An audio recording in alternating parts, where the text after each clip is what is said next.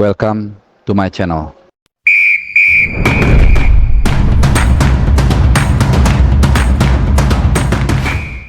Iya, salam sehat teman-teman semua. Kalau gue bukanya agak lemes bukan karena gue sedih ya, tapi karena gue sangat letih, sangat capek, tapi hatinya senang.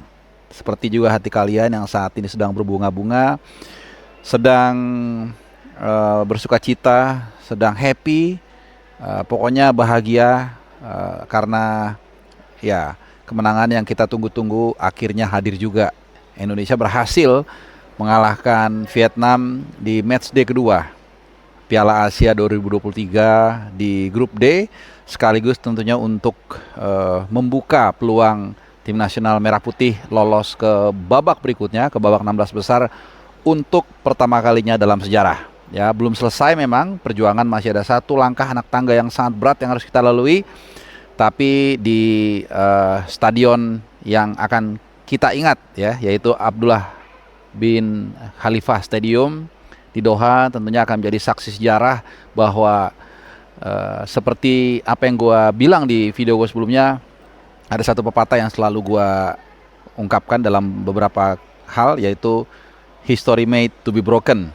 Ya, ketika di preskon sebelum pertandingan, Sintayong sempat ditanya terkait rekor buruk Indonesia menghadapi Vietnam, terkait rekor buruk juga Sintayong menghadapi Vietnam.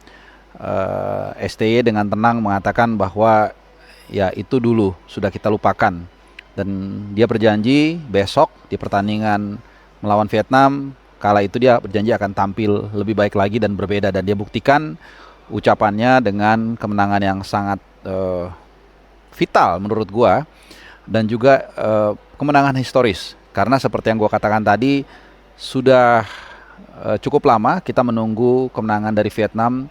Dari sejak terakhir itu kita menang tanggal 3 Desember 2016. Itu terakhir kali kita menang ya, 2-1 skornya.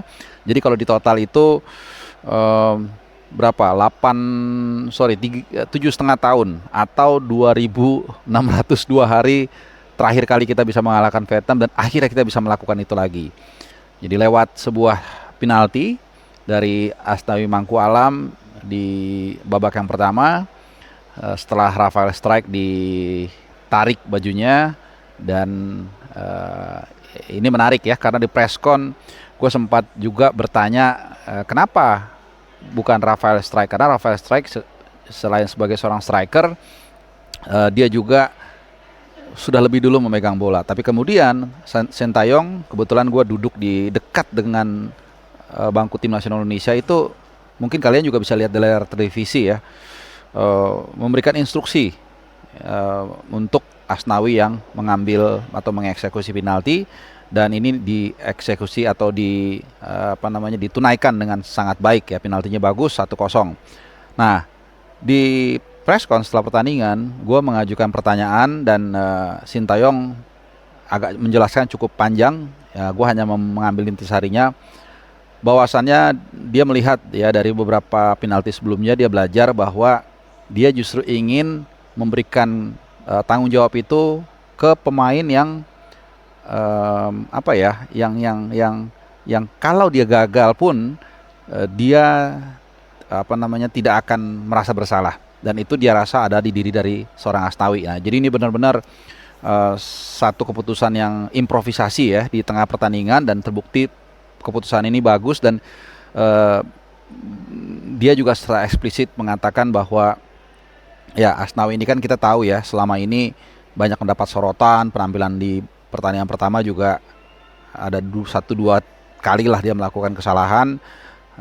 Jadi secara nggak langsung intinya STI juga ingin mengembalikan kepercayaan diri kepada Asnawi yang kita tahu adalah juga kapten tim nasional Indonesia. Nah, apa arti kemenangan ini bagi rakyat Indonesia? Tentunya ini adalah pelipur lara di tengah ya katakanlah minim prestasi ya di level Asia tentunya ya. Kemudian juga gonjang-ganjing di saat pemanggilan pemain, ada pencoretan si A, si B dan sebagainya. Tapi ternyata Sintayong membuktikan bahwa dia bisa meramu tim ini dengan maksimal. Nah, gue juga sempat bertanya, 2 kali gue bertanya terkait dengan pesan apa yang ingin Anda sampaikan kepada mereka yang mengkritik Anda selama ini, bahwa ya tim ini tidak akan bisa berbicara banyak, tim ini mungkin akan sulit menghadapi Vietnam dengan rekor yang kita tahu buruk. Dengan dia simple menjawab. Dia juga mengatakan itu. Saya hanya menjawab singkat, yaitu perbaiki liganya. Jadi sebenarnya dia ingin mengatakan kalau Indonesia bisa mengembangkan grassroots-nya, sepak bola liganya dengan baik, dia punya keyakinan dia bisa akan mampu lebih meramu tim ini dengan maksimal. Yang jelas kita nikmati dulu kemenangan yang benar-benar kita tunggu. Sudah sangat lama kita tunggu, sejak 2007 terakhir ya, kita menang di partai pembuka melawan Bahrain 2-1, kembali hadir lagi. Ini penantian yang sangat luar biasa. Tapi jangan lupa teman-teman ya, perjuangan ini belum selesai. Bahkan masih jauh dari selesai. Walaupun kita bukan gue berarti pesimis ya, tapi kita harus tetap waspada. Karena nanti melawan Jepang, walaupun ini hanya satu pertandingan, hanya 2 kali 45 menit, tapi ini akan menjadi 2 kali 45 menit yang menentukan kemana sejarah akan tercipta. Ya, kemarin di video gue sebelumnya saat membuat preview, kalau kalian baca, kalau kalian ngikutin ya, gue mengapungkan nada-nada optimis tapi realistis, tidak lebay, nggak gembar-gembor. Ya gue bilang sederhana, alasannya juga ada ya, bukan asal kita hura-hura begitu ya. Pertama, lupakan soal rekor buruk dengan Vietnam. Yang kedua, Vietnam ini saat ini sedang banyak masalah. Tidak banyak pemain bagus yang ada di kubu Philippe Troussier.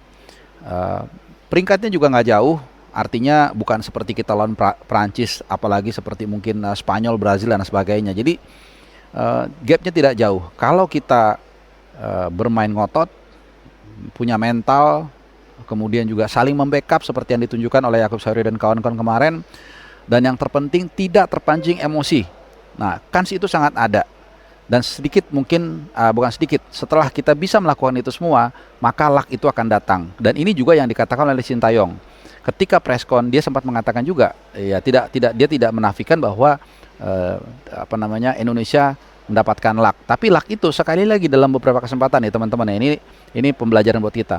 Luck itu selalu tidak jauh radiusnya dari usaha. Jadi luck tidak jatuh sendiri, tidak jatuh dari langit. Jadi kalau kita mempush kemampuan kita, kalau kita ngotot bermain seperti kemarin, misalnya seperti Sayuri yang melakukan sliding, ngeblok dengan sliding, kemudian juga bagaimana para pemain naturalisasi ini juga kita harus berikan apresiasi, menang dalam duel bola-bola udara. Ya, luck itu juga akan mendekat ke kita. Dan juga jangan lupa peran dari Hernando Ari juga luar biasa ya, ketika dia quote by quote membackup kesalahan yang dilakukan oleh Yaakob Sayuri dengan melakukan pelanggaran di sektor kanan pertahanan Indonesia di menit-menit terakhir. Kemudian Hernando Ari datang sebagai pahlawan untuk menghalau bola tersebut, dan itu menjadi satu tapisan yang mungkin berujung pada sebuah sejarah, yaitu kemenangan Indonesia atas Vietnam di Piala Asia. Jadi luar biasa. Fans yang datang juga memberikan semangat yang bertubi-tubi. Terima kasih buat fans yang datang di di Stadion Abdullah bin Khalifah, karena sejak awal pun atau di preview gue mengatakan stadion ini tidak besar teman-teman. Mudah-mudahan nanti gue ada gambar yang gue kasih kalian. Itu to be precise, kapasitasnya gue rasa hanya 10.000, compact. Nah, jarak dari gua duduk pun di tribun media dengan garis lemparan ke dalam itu mungkin hanya sekitar 8 meter, nggak sampai 10 meter. Artinya fans Indonesia yang hadir kemarin itu yang 4-1 dengan Vietnam teman-teman ya. Jadi kalau Indonesia ada 40, Vietnam itu mungkin hanya 10, bahkan mungkin lebih, mungkin 5-1. Jadi suara dan dukungannya itu benar-benar kerasa mungkin sama pemain. Jadi jangan pernah mengenyampingkan dukungan pemain ke-12. Jadi sekali lagi buat kalian yang nonton video YouTube gue ini dan kalian hadir kemarin di Abdullah bin Khalifah Stadium, kalian patut mendapatkan apresiasi ya. Dan juga tentunya doa kalian yang ada di rumah di tanah air. Di video gue sebelumnya juga gue mengatakan berdoa, kita semua punya kepercayaan masing-masing, nggak ada masalah. Yang penting kita bersatu sama-sama mendoakan untuk tujuan yang baik ya. dan kita tidak berdoa yang jelek dan ternyata ya doa kita dikabulkan ya itu. Nah, kemudian sedikit gua update terkait kondisi Jordi Amat. Eh, Kejadian ini kan memang sangat mengkhawatirkan ya. Kita melihat bagaimana gua nonton di layar di samping gua duduk itu ada kejadian dia kena sikut lagi rebutan bola dan kemudian berdarah cukup mengocor ya, dan sebelumnya juga kalau nggak salah dia pernah cedera berdarah di kaki. Sayangnya saat preskon kemarin, karena itu biasanya kalau preskon setelah pertandingan nggak terlalu lama ya, jadi kita tidak sempat untuk menanyakan hal tersebut ya, karena banyak banget yang ingin kita tanyakan, tapi ya itu terbatas waktu. Bahkan saat Sintayong itu masih preskon pun para pemain udah masuk bus, jadi kita nggak sempat ke mix zone untuk doorstop para pemain tersebut. Nah, kita berharap tentunya di pertandingan nanti hari Rabu ya, Rabu tanggal 24 Januari di Altumama Stadium, kita berharap Jordi Amat bisa kembali, sudah pulih lah, paling nggak sudah bisa main. Kenapa? Karena memang ternyata dia membalas kritikan dari ya mungkin warga negara Indonesia, supporter timnas, dengan bermain kemarin sangat baik. Ya, jadi kritik beda dengan menghujat, menghina. Ya, kalau kita mengatakan penampilan Anda kurang, ya itu fakta, terlepas dari benar atau enggak, tapi bukan menghujat. Dan ternyata mungkin ini juga didengar oleh Sintayong. Kemudian ya mungkin dia memberikan instruksi atau pendekatan tertentu sehingga kemarin dia tampil sangat baik ya. Jadi mungkin kalau gua pas di bus on the way ke MMC, Main Media Center, dengan teman-teman, kita sepakat sudah menerima Jordi Amat dengan sepenuh hati sebagai warga negara Indonesia, walaupun secara hukum dia udah ya, tapi dia literally teman-teman loh berdarah 2 kali di atas lapangan demi merah putih. Gitu. Jadi sudah resmi lah untuk di hati para fans Indonesia, walaupun dengan segala hormat pemain lainnya pun kita memberikan acungan jempol, karena kemarin duet, walaupun nggak disejajarkan lagi ya, karena kemarin Hapner kembali ke posisi sebenarnya sebagai CB dengan Sandy Walsh dan Jordi Amat, tapi 24-25 ini Ivar Jenner dan juga Hapner kemarin tampil sangat luar biasa. Sandy Walsh juga. Nah, ini juga kan suara teman-teman nih yang kemarin banyak memang menilai dengan jujur Sandy Walsh itu tampil bagus lah ya lawan Irak, walaupun hanya 10 menit, dan itu dikasih kesempatan dan ternyata dia membuktikan dengan ya itu tadi, bola-bola udara, perebutan bola-bola tanggung, kita kemarin benar-benar ditopang oleh para pemain naturalisasi. Suka atau tidak suka, setuju atau nggak setuju soal naturalisasi, kita bukan saatnya lagi untuk berdebat, tapi bagaimana kita sudah kepalang tanggung, kita dukung tim nasional ini sepenuh hati. Mereka sudah membuktikan main dengan maksimal, main dengan sepenuh hati, dengan kerja keras, dan ada perbaikan. Ya, improve ini adalah kata-kata yang sering diucapkan oleh Sintayong selama perhelatan Piala Asia ini, dan itu pelan-pelan dibuktikan. Jadi luar biasa, salut dengan STS. Sekali lagi, jangan kita mempermasalahkan soal lokal atau nggak lokal, itu nggak penting ya. Menurut gue itu kecil lah seperti itu. Ya, kita fokus dulu. Oke. Ya, jadi hasil ini sekali lagi masih belum mengatakan apapun. Ya, nanti lawan Jepang kita harus siap 100%. Untuk kondisi pemain hampir semuanya tidak mengalami masalah, kecuali ada yang gue update satu, yaitu Rizky Ridho yang kemarin itu memang gue nggak tahu ya, paha kanannya itu dibebat di belakangnya. Apakah ini pemain semua juga melakukan itu atau apa, gue nggak tahu. Mungkin ini adalah efek dari ketika dia ditarik keluar di akhir pertandingan saat kita dikalahkan Irak 3-1. Kemudian juga Elkan Bagot mungkin ada masalah sedikit, tapi yang dikonfirmasi oleh Sintayong itu terkait dari kondisi Ramadan Sananta. Nah, makanya dalam berbagai kesempatan gue selalu mengatakan kita boleh memprediksi, nggak apa-apa. Kalian juga boleh komen. Gue senang nih teman-teman ya, kalau kalian yang memberikan komen di kolom komentar itu, menurut saya, Bung, formasi sekian, it's okay. Biasakanlah kita berpikir kreatif, nggak usah takut salah, yang penting jaga lisan. Nah, itu bebas saja, tapi gue selalu mendisklaimer bahwa kita tetap punya keterbatasan dalam membuat suatu prediksi atau perkiraan atau kondisi di dalam ruang ganti, karena pelatih tahu betul dia every second, every minute itu selalu berhubungan dengan para pemain, dengan mungkin tim fisioterapi dan apapun namanya itu, untuk menanyakan kondisi pemain. Bahkan yang tidak terlihat pun seperti psikis itu juga pelatih tahu.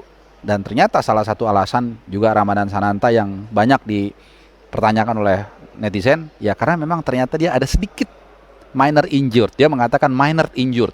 Nah, ini yang gue bilang, ya ini kita hanya memprediksi, it's okay ya, tapi kita nggak bisa terlalu kayak, wow ini harus kenapa ngapain gitu, sampai kayak kita menghujat atau menghina. Ya kita nggak tahu kan apa yang sebenarnya, dan ternyata betul Ramadan Sananta itu memang ada sedikit masalah sehingga bahkan namanya juga tidak dimasukkan di line up. Gua nggak tahu dengan apa yang terjadi dengan Dimas Derajat atau Denny Sulistiawan ya, karena Ramadan Sananta jelas menjadi pilihan utama di lini depan sebenarnya sebagai striker. Minimal kalaupun bukan dia pilihan utama, dia pasti dimasukkan di bangku cadangan. Tapi alasannya ternyata itu. Jadi sudah jelas ya. Ini langsung nih info A1 dari Sintayong.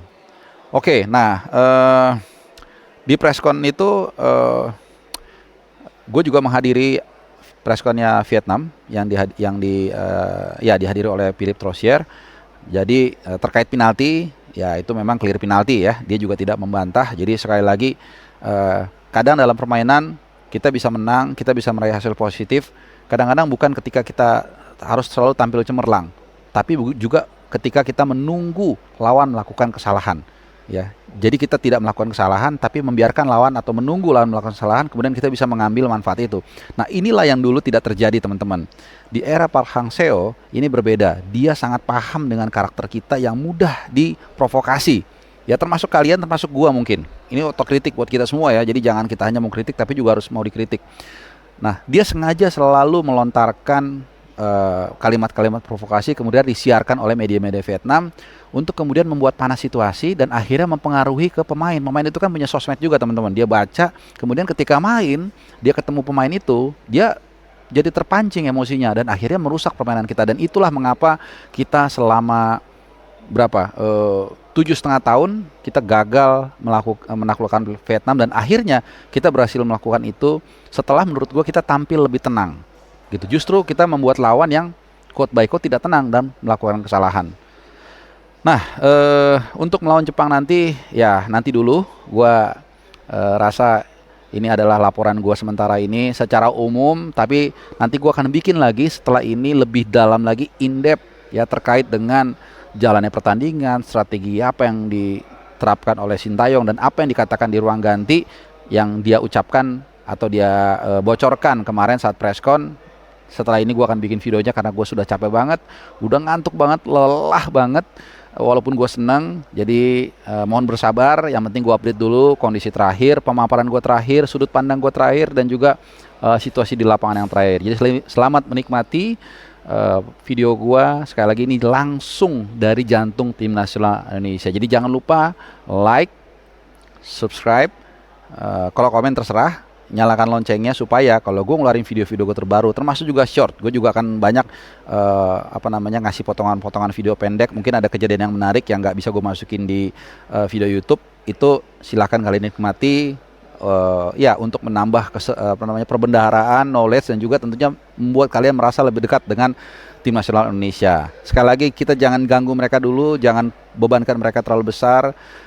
Nikmati dulu kemenangan yang sudah begitu lama kita tunggu, 16,5 tahun, atau lebih tepatnya 6.027 hari kita menunggu untuk menyaksikan kembali Indonesia meraih kemenangan di Piala Asia. Jadi history made to be broken, dan itu dia rekor buruk kita menghadapi Vietnam.